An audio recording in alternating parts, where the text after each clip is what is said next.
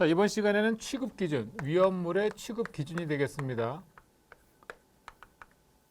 제가 이제 인강을 찍으면서 계속 암기가 반드시 필요합니다. 이런 얘기를 많이 드리는데 이게 이제 본문 강의가 아니다 보니까 저희가 이제 요점만 정리해서 강의를 하다 보니까 그런 말씀을 좀 많이 드리는 것 같아요.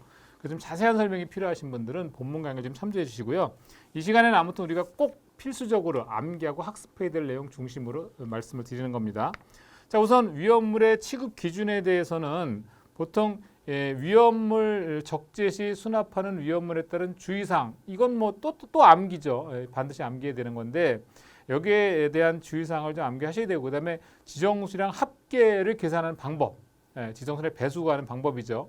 그리고 그 밖에 위험물의 제조 과정, 소비하는 작업에서의 취급 기준, 그다음에 위험물을 취급하는 경우 표지와 게시판에 대한 내용들을 좀 알아두셔야 됩니다. 우선 위험물을 적재할 때는 표시판에다 일단 위험물의 품명, 위험 등급, 화학명 및 수용성, 그리고 위험물의 수량, 그다음에 주의사항 이런 것들이 표시가 돼야 됩니다. 그래서 품등, 화수, 수주 이렇게 암기를 하도록 하죠. 자, 그래서 수납하는 위험물에 따른 주의사항은 자, 제1류 위험물의 경우에는 기본적으로 화기 충격주의 주의사항 내용입니다. 그 다음에 가연물 접촉주의. 자, 인류 위험물은 불연성 물질이니까 가연성 물질에 대해서 발화원이 될 수 있기 때문에 가연물 접촉주의. 이건 육류 위험물도 마찬가지예요. 그래서 이제 육류 위험물과 다르게 화기 충격주의가 더 들어가는 거고요. 자, 이거 외에 플러스 금수성 물질이 있었죠. 자, 인류 위험물의 금수성 물질이 뭡니까? 알칼리 금속의 과산화물. 자, 과산화물이 되겠죠. 과산화물. 자, 이 경우에는 어떤 주의사항이 더 들어가느냐? 당연히 물기염금이 더 들어가야 됩니다. 물기염금. 자, 기본적인 주의사항에다가 과산화물은 물기염금이 포함되는 거고요. 자, 그 다음에 제2류 위험물. 자, 제2류 위험물에 있어서는 기본적으로 화기주의입니다. 화기주의. 가연성 고체니까 화기를 주의해야 되겠죠. 여기다 플러스 이 2류 위험물의 금수성 물질이 뭐 있었죠? 철, 금, 마, 철분, 금속분, 마그네슘. 이 경우에 당연히 어떻게 됩니까? 물기염금 들어가야 되겠죠. 자, 그 다음에 인화성 고체의 경우에는 좀 별도로 화기주의라기보다는 이거는 화기엄금으로 이렇게 표시하도록 합니다.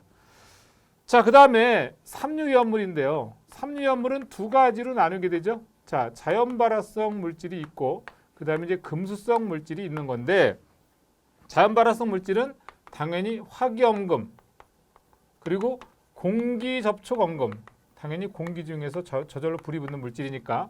그 다음에 금수성 물질은 당연히 여기서는 물기엄금이 되겠습니다. 이렇게 표시하는 거고, 그 다음에 사류 위험물은 이건 좀 쉬워요. 이제 하나로 통일이 되죠. 몽땅 화기엄금 하면 되는 거고. 자, 그 다음에 오류 위험물 되겠습니다. 오류 위험물은 자기 반응성 물질인데 이 경우에는 화기엄금 당연히 들어가야 되고, 그 다음에 충격, 주의 이런 말도 들어가야 됩니다. 자, 그 다음에 육류 위험물은 산화성 액체, 아까 제가 얘기했지만 가연물에 대한 발원이 된다 그랬죠. 그래서 가연물 접촉 주의 이렇게 보시면 되겠습니다. 그래서 시험에서는 류별 품명을 보여주고 이 물질에 대한 주의사항은 뭐냐 이렇게 물어보는 경우가 많이 있으니까 이건 진짜 너무너무 중요하기 때문에 이건 반드시 암기가 좀 필요합니다. 그래서 여러분들 암기할 때 주의사항은 좀 요령은 뭐냐면 금수성 물질에 대해서는 전부 다 물기엄금이 들어간다. 이렇게 금수성 물질 물기엄금, 물기엄금, 그리고 여기도 물기엄금 이렇게 보시면 되죠. 자, 그 다음에 하나 더 추가로 우리가 알아둘 점은 물기엄금은 청색 바탕의 백색 문자, 그리고 화기엄금 같은 경우에는 적색 바탕의 백색 문자. 당연히 화기라는 말이 들어가게 되면 일단 기본적으로 적색 바탕의 백색 문자로 표시를 한다. 이렇게 보시면 되겠습니다. 그래서 사류 위험물은 뭐 전부 다 화기엄금이니까 이건 뭐 별로 그렇게 어렵지 않을 것 같습니다. 자, 그리고 이제 지정수량 배수 구하는 방법인데, 자, 이 경우는 지정수량 배수 구하는 공식만 알아둔다고 풀 수 있는 건 아니죠. 각각 품목들의 지정수량을 알아야 배수를 계산할 수 있는 거니까. 그래서 A 품목의 지정수량이 얼마냐? 자, 그때 저장량은 얼마냐 이거죠, 이제. 저장 수량. 그리고 역시 B 품목의 지정 수량은 얼마냐? 그때 B 품목의 저장 수량은 얼마인지 문제에서 주어지겠죠. 자, 그 다음에 C 품목의 지정 수량.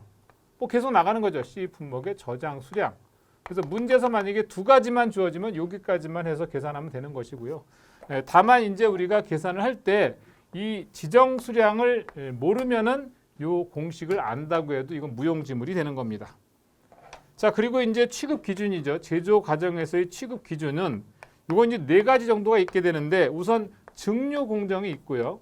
두 번째는 뭐가 있냐면 추출 공정이 있고, 자, 세 번째는 건조 공정이 있겠습니다.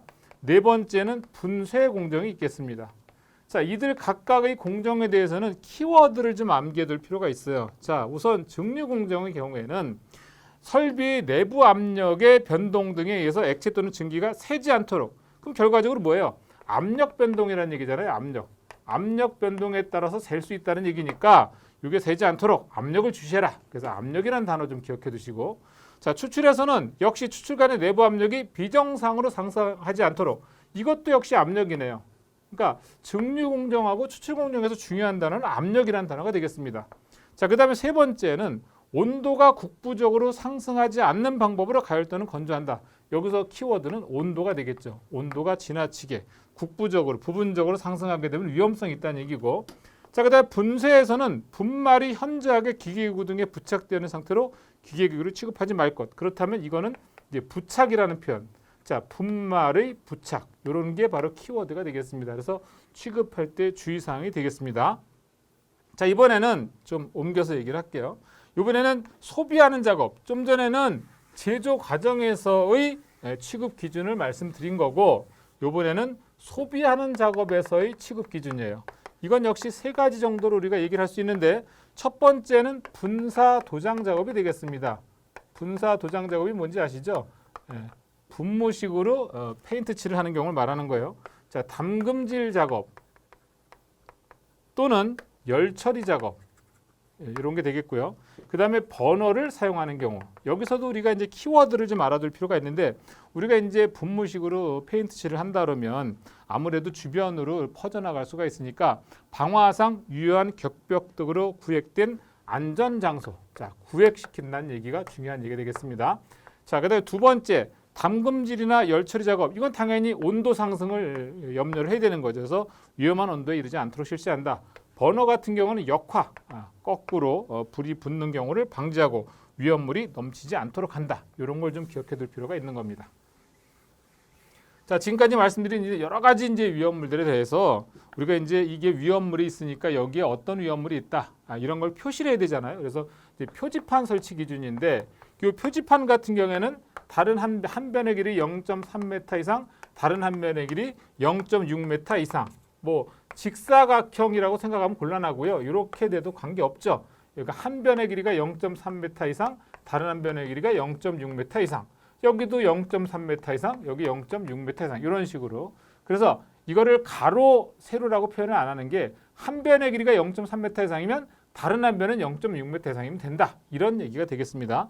자, 그리고 게시판 같은 경우에는 유품 수배자. 그래서 저장 또는 취급하는 위험물의 유별을 일단 표시를 해줘야 되고, 이게 인류인지 이류인지, 그 다음에 품명, 어떤 쪽에 속하는 것인지, 물질인지, 그 다음에 저장 최대 수량, 취급 최대 수량, 그리고 지정 수량 배수. 자, 여기는 지정 수량에 대해서 몇 배수까지 저장 또는 취급하는 것이다.